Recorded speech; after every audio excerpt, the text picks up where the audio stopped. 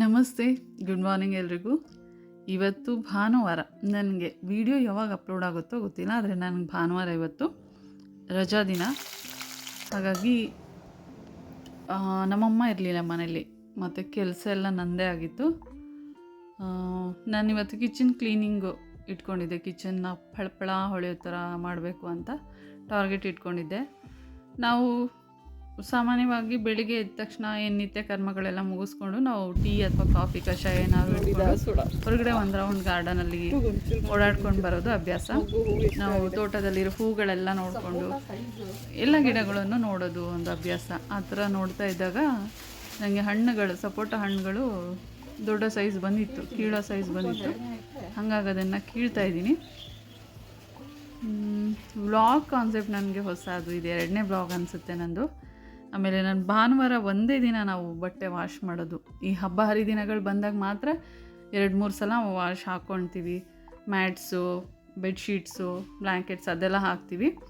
But ಮಾಮೂಲಿ ದಿನಗಳಲ್ಲಿ ವಾರಕ್ಕೆ 1 ಸಲ ಮಾತ್ರ ನಾವು ವಾಷಿಂಗ್ ಮಿಷಿನ್ಗೆ ಹಾಕ್ತೀವಿ. ಇದು ಫುಟ್ ಮ್ಯಾಟ್ಗಳು ದೊಡ್ಡದು ಚಿಕ್ಕದು ಎಲ್ಲ ಹಾಕಿದ್ವಿ. ಆಮೇಲೆ ಉಟ್ಕೊಳ್ಳೋ ಬಟ್ಟೆಗಳನ್ನು ವಾಷಿಂಗ್ ಮಿಷಿನ್ಗೆ ಹಾಕ್ತಾಯಿದ್ದೀನಿ. ಎಲ್ಲ ಬಟ್ಟೆಗಳು ಮಿಕ್ಸ್, ಅಮ್ಮದು, ನಂದು ಮತ್ತು ನನ್ನ ಮಗಳದ್ದು. ನಾವು ಮನೇಲಿ 3 ಜನ ಇರೋದು, 3 ಜನದ್ದು ಬಟ್ಟೆ ಹಾಕಿದ್ವಿ. ಯೂಶ್ವಲಿ ಅಮ್ಮ ನಮ್ಮ ಬಟ್ಟೆ ಜೊತೆ ಮಿಕ್ಸ್ ಮಾಡಲ್ಲ, ಅವರೇ ಸಪ್ರೇಟ್ ತೊಳ್ಕೊತಾರೆ. ಆದರೆ ಈ ಸಲ ಎಲ್ಲ ಮಿಕ್ಸ್ ಮಾಡಿ ಹಾಕಿದೆ. ನಾನು ವಾಷಿಂಗ್ ಮಿಷಿನ್ಗೆ ಏರಿಯಲ್ ಹಾಕಿದ್ದೆ, ನಂತರ ಕಂಫರ್ಟ್ ಹಾಕಿದೆ, ಆಮೇಲೆ ಡೆಟಾಲ್. ಯಾಕಂದರೆ ನನ್ನ ಮಗಳು ಬಟ್ಟೆಗಳಿರೋದ್ರಿಂದ ನಾನು ಪ್ರತಿ ಸಲ ವಾಷಿಂಗಿಗೆ ಡೆಟಾಲ್ ಹಾಕ್ತೀನಿ, ಇಲ್ಲಾಂದರೆ ಅವಳಿಗೆ ಮತ್ತೆ ಇನ್ಫೆಕ್ಷನ್ ಆಗಬಾರ್ದಲ್ಲ ಅಂತ. ಪ್ಯಾಂಟ್ರಿ ಸ್ಟೋರೇಜ್, ಫ್ರಿಜ್ ಪಕ್ಕ ಜಾಗ ಖಾಲಿ ಇತ್ತು, ಅಲ್ಲಿ ಪ್ಯಾಂಟ್ರಿ ಸ್ಟೋರೇಜ್ ಬಾಕ್ಸಸ್ ಇಟ್ಕೊಂಡಿದ್ದೀನಿ. ಆನ್ಲೈನಿಂದ ತರಿಸಿದ್ದು, ಅಮೆಜಾನಿಂದ. ಚೆನ್ನಾಗಿದೆ, ತುಂಬ ಯೂಸ್ ಆಗುತ್ತೆ ಇದು ಬಾಕ್ಸು. ನಂತರ ನಾನು ಸಿಂಕ್ ಕೆಳಗಡೆ ಇರೋ ಹಸಿ ಕಸ ಮತ್ತು ಒಣ ಕಸ ಬಕೆಟ್ನ ತೆಗೆದು ಅದನ್ನು ಕೂಡ ಡಿಸ್ಪೋಸಲ್ ಮಾಡ್ತಾಯಿದ್ದೀವಿ. ಒಣ ಕಸನ ನಾವೇ ಸುಡ್ತೀವಿ, ಹಸಿ ಕಸನ ಪ್ರಾಣಿಗಳು ಯಾವುದಾದ್ರು ನಾಯಿಗಳು ಅದು ಇದು ತಿನ್ನುತ್ತೆ. ಸಿಟಿ ಔಟ್ಸ್ಕರ್ಟ್ ಇರೋದ್ರಿಂದ ಇಲ್ಲಿ ಕಸದ ಗಾಡಿ ಬರೋದಿಲ್ಲ, ಕಸ ತೊಗೊಂಡೋಗ್ಲಿಕ್ಕೆ ಗಾಡಿ ಬರೋಲ್ಲ.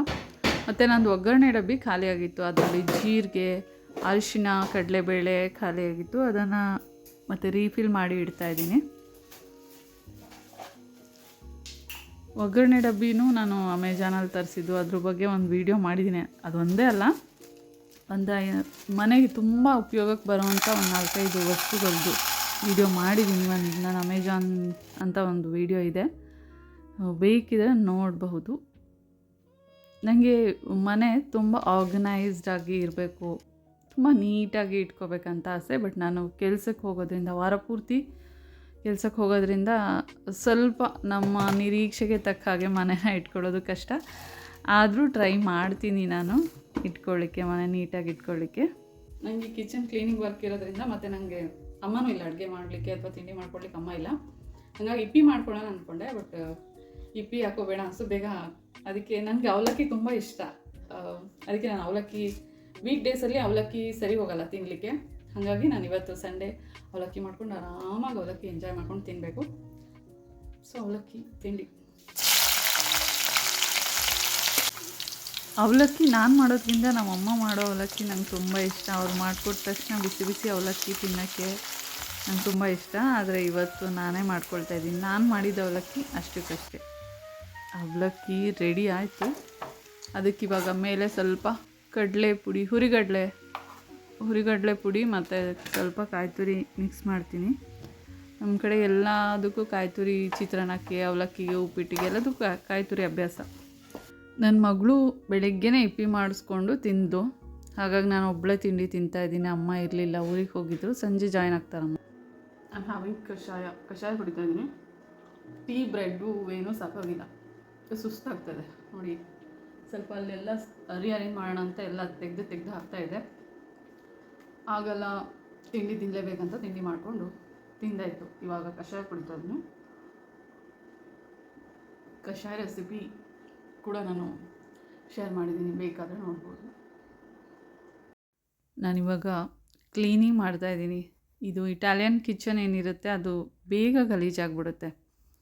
ಹಾಗಾಗಿ ಅದನ್ನು ಕ್ಲೀನ್ ಮಾಡಲಿಕ್ಕೆ ಒಂದು ಥಿನ್ನರ್ ಅಂತ ಸಿಗುತ್ತೆ, ಅದನ್ನು ತರಿಸಿ ಇಟ್ಕೊಂಡಿದ್ದೀನಿ. ಅದೇ ಒಂದು ಸಪ್ರೇಟ್ ಕ್ಲೀನಿಂಗ್ದೇ ಒಂದು ಸಪ್ರೇಟ್ ವೀಡಿಯೋ ಮಾಡಿದ್ದೀನಿ. ಬಟ್ ಇದು just vlog as a part of the vlog ಅಂತ ಜಸ್ಟ್ ತೋರಿಸ್ತಾ ಇದ್ದೀನಿ ಅಷ್ಟೇ.